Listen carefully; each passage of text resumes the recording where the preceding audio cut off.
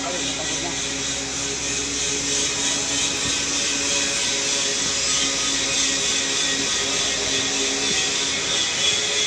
Ayos lang nga dyan, Lars! Ano yung dalawa?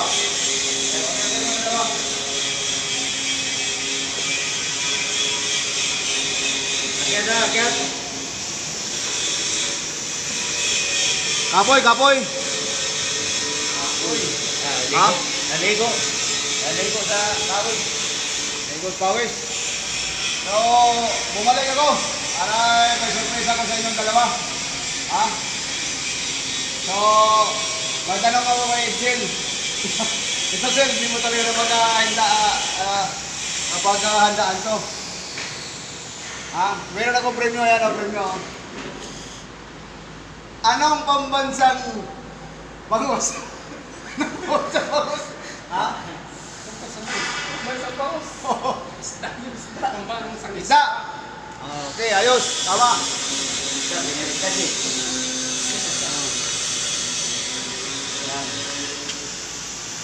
Sir, ikaw naman. Dahil pareho kayo pagod, pero ako nag-render na sa kasi ako. Ano yung pagbansang kalabaw? Kalabaw, tama raw.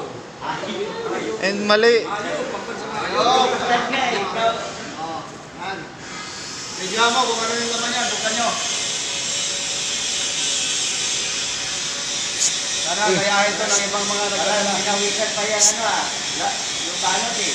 Kaya nararamdaman ko, pagod na kayo.